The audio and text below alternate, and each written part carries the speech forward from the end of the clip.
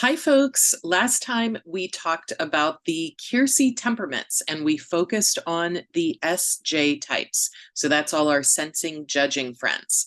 So if you are tuning in and haven't heard that episode yet, please take a listen, especially if you are an ISTJ, ISFJ, ESTJ, or ESFJ type. I think you're going to get a lot of insight from that episode. But today we are going to continue our temperament journey, and we're going to be talking about SP types. Very different, believe it or not, from the SJ types. So if you are an ESFP, ESTP, ISTP, or ISFP type, you're definitely going to want to tune in. And once again, thank you so much for your support of the Myers-Briggs Question Corner. Please don't forget to subscribe and leave us a comment.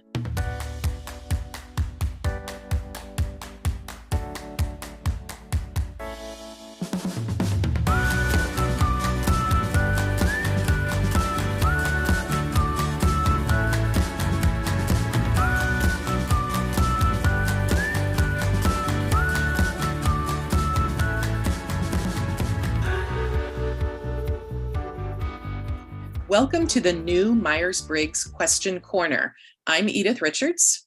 And I'm Mark Maffey. And we're here to answer your questions about all things personality and all things Myers-Briggs. From college to careers to relationships, personality is the key to finding the right fit.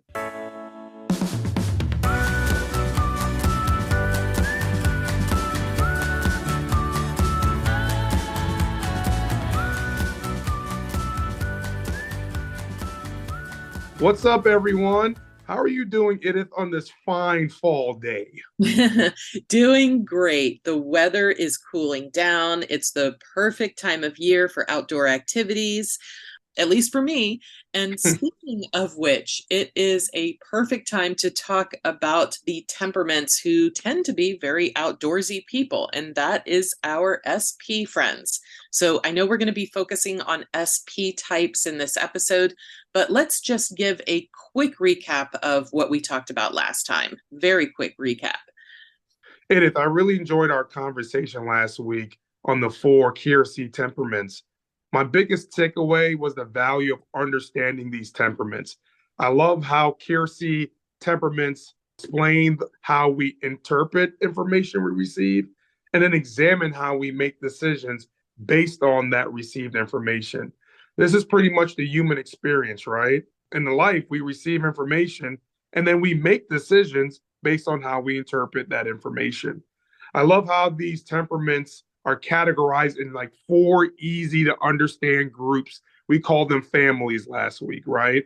And it makes it easier for us to understand our MBTI types and actually gives us some greater understanding to our individual MBTI types.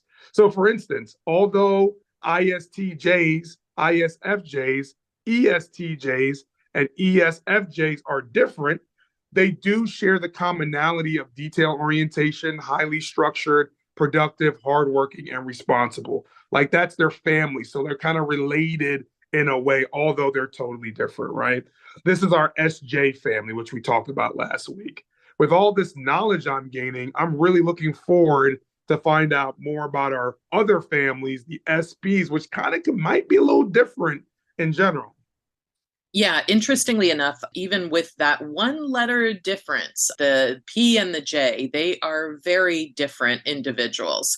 So our SP friends tend to be quote unquote sensation seeking, adventurous type people. So these Myers-Briggs types are ISTP, ISFP, ESTP, and ESFP. So these aren't the types of people who are going to spend a lot of time listening to abstract ideas and lengthy stories. These folks are doers. They are free spirits. They want to live life and experience it fully. And because of this, I want to devote a shorter episode just for them. So some Mm. other personality types might be interested in the history and the whys, and they might enjoy listening to us ramble on and on. Most SP types are going to just want to get right down to business. So I want to make this episode more practical and appealing to them as much as we're able to do so. And I think our SP friends are going to appreciate this. I love that idea, Edith. We're not bound to provide like a 45-minute to an hour-long podcast every time. It's not like we're working for Fox and CBS and we have to have a 45-minute deal with a couple time for commercials. Like this is a podcast that can go certain length, right? So I love this idea, but I think it also underscores an even greater principle, the platinum rule. I know everyone has heard of the golden rule, right? Treat others the way you want to be treated. But a lot of people don't know that there's an even more valued way of treating someone. The platinum rule: treat others the way they want to be treated. So I'm an introvert and an intuitive. So I love long, deep, rich podcasts where I can really dig down deep into the points, analyze and process things and figure things out. But that is not our SP experiencers. That's not what they want. So, Edith, could you explain how knowledge of type allows us to better implement this platinum rule? Yeah. So I love the platinum rule, Mark. I love how you explained that. And I myself try to live my life this way. Just understanding how we each prefer to function is one thing, but to apply that to others and to flex to their needs is a whole different Mm. story. It really requires a level of empathy that's hard to do because we're human after all, right? Our default is to consciously or unconsciously assume that other people have the same needs and the same way of going about their lives as we do. So the platinum rule reminds us to step outside ourselves and acknowledge and appreciate other people's perspectives and ways of doing things. Absolutely. When push comes to shove, I want people to treat me the way I want to be treated, which means that they're using the platinum rule, right?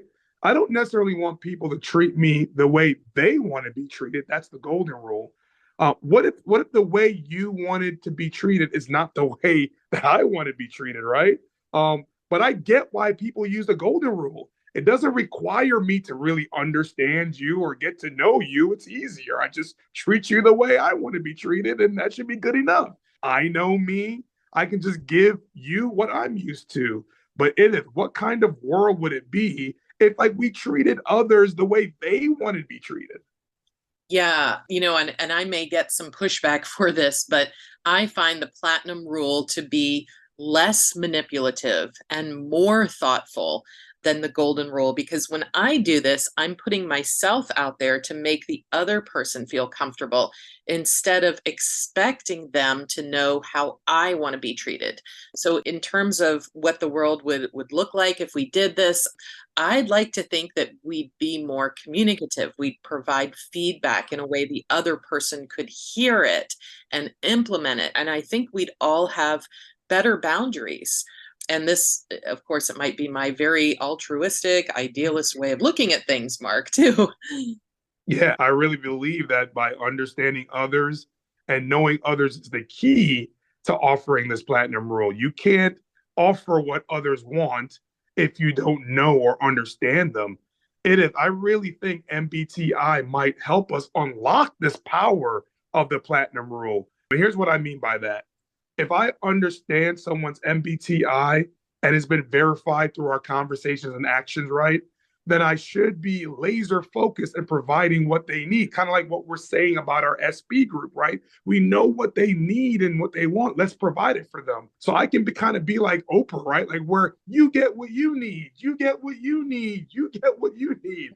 Am I all based on that? Yeah, no, and I do want to be mindful of our SP friends and get right into it there as we said we do. But let me just say this briefly first, Mark. These skills aren't a stretch for us in terms of implementing the platinum rule, but they may be for other people. So, I mean, let's face it, we're all human, and as such, there's often either a conscious or an unconscious bias that people want to be treated how we want to be treated. And sometimes we just need to stop and think, is this what I want or is this what they want? And that requires a deep level of listening. So, and I can't stress this enough. In order to really understand others and put the platinum rule into practice, we need to tune in sincerely and genuinely to the other person. No doubt. Enough philosophizing, because I can go on for hours about this, right? And we said we're going to give our SPs what they want, right? So let's give them what they want. A short and to the point description of their type. Okay, let's start with the ESTP. Okay, ESTP. These types are super energetic. They have very quick minds. They are quick acting. They assess situations quickly. They respond with practical solutions. So let's think about medics or firefighters or cops. These are very ESTP-centric types of careers. We see a lot of ESTPs also in sports and in sales. These career paths require a lot of pivoting, a lot of flexibility in the moment. These are very action-oriented people. They are not people who are interested in abstract long-term planning. They are going to be much better suited to dynamic situations that require immediate action. ESTPs also tend to be friendly and outgoing, chatty. They joke around a lot. They just like to have fun. They're going to do best in environments where they are part of the action. In fact, a lot of ESTP types are adrenaline junkies. They enjoy extreme sports or trying different kinds of physical activities. And every ESTP I've ever met is a foodie or appreciates a good alcoholic beverage. So some of the things ESTPs may need to work on, the biggest one is being impulsive. They may also be impatient or bored easily, especially if they're forced to sit behind a desk most of the day, or if they're forced to talk about emotional topics for too long. ESTPs will do much better if they are in a dynamic workspace that's fast-paced, where they can interact with others regularly, and where they can be their charismatic selves. Boy, I love watching our ESTPs, but I couldn't live their lives. They've got way too much action orientation for me. But I can appreciate how ESTPs are willing to just try something out and see how it goes. I think I need a little bit more of that in my life. I feel like if I had that, I would probably achieve more. I wouldn't let them drive my car, but I would definitely have them help me sell stuff and that sort of stuff. You know what I mean? Well, on that, I do believe they can be excellent salespeople, but I also believe they can be excellent drivers. In fact, I'll venture to say that more than one Formula One driver is an ESTP type. Probably no doubt about that. Probably no doubt. Absolutely. Just if you're going to drive that fast, stick on the track, right? Anyways, so let's talk about our ESFPs. Okay, so ESFPs, much like our ESTP friends, ESFPs are typically the life of the party. They are fun and playful. They don't take life too seriously. They are always on the lookout for a new adventure. They want to be where the excitement is.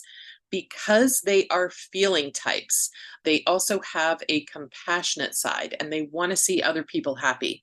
I see a lot of ESFPs being very attuned to the latest fashions. They're very trendy. I also see a lot of ESFPs who are performers, singers, dancers, actors, and also designers and artists. They're very attuned to colors and style. So like ESTPs, ESFPs can also be impulsive and easily bored. They are not fans of conflict or criticism. They are, however, fans of parties. So wherever there's a party, you are going to find an ESFP. I get it. These are the individuals who are the life of the party, social butterflies, or kind of always in the center of attention. Are these our entertainers and performers, maybe even some comedians that don't mind being on stage? I kind of feel like that's kind of the deal with that. These individuals seem so outgoing, spontaneous, and always looking to do something socially, right? Yeah, social butterflies is a great way to describe them. Yep, always on stage, very much performers. No doubt, no doubt. All right, let's move on to our ISFPs. Okay, so ISFPs, these folks are also very artistic. They are very much in tune with their physical surroundings. So, how things look, how things sound, feel, smell, and taste. This is where their gifts tend to be, creating sensory experiences that make other people feel good. They tend to be quiet and reserved, unlike our ESFP friends. ISFPs are more difficult to get to know. They keep a lot of opinions to themselves until or unless you know them very well. They live by their values, which often means contributing in some way to other people's happiness and also to their own sense of beauty and aesthetics. ISFPs almost always have a big appreciation for nature, and at their core, they're looking for a peaceful inner life. They're also very perceptive of others, very accurate in their perceptions. So when I think of an ISFP, I think of a hippie, somebody who appreciates art and music, who's living in the moment and just wants everybody to be happy and get along. And I'll say the ISFPs I've known tend to be very independent people. And on the downside, they can get stressed easily, especially if there's some kind of interpersonal conflict going on. You know, Edith, as you described our ISFPs, I can see many of our students with this aesthetic talent with their sketchbooks and making different type of like origami structures. They are quiet, reserved, and unassuming. But when you talk to them about their passions, their face shine like the beautiful art that they are. Yeah, yeah. They do tend to have a natural talent for the arts and using tools like paints and paintbrushes, fabric, paper. I have an ISFP friend who makes beautiful cards for all occasions. And I see a lot of ISFPs using tools like knives or something like that to create some really like cool art pieces. And then there's music. A lot of ISFPs are really into music and musical instruments and dance. That's awesome. That's awesome. Okay, so now lastly, our ISTPs. Yes, ISTPs. So these folks are also action oriented, like everybody in the SP family. They are also fiercely independent. They love to figure out how things work, tangible things. We're not talking about emotions or intangible things like that. We'll see a lot of ISTP types in mechanical fields or IT or engineering or other technical fields. We'll also see them a lot in medical fields like physical therapists or chiropractors, and then a lot in sports too, or in careers that may seem dangerous to others, like a firefighter or a pilot. They do not like a lot of routine. They're always seeking out new experiences, and they do need a lot of autonomy. And they're introverts, so they do need a great deal of time alone. And for the ISTP, this is where they can sort things out and sift through their ideas and thoughts. They are not great at long term planning. They are much better at doing and being spontaneous. And because they're thinkers, they're not always naturally in tune with other people's emotions and how they're affecting other people. They also may not pay attention to their own feelings.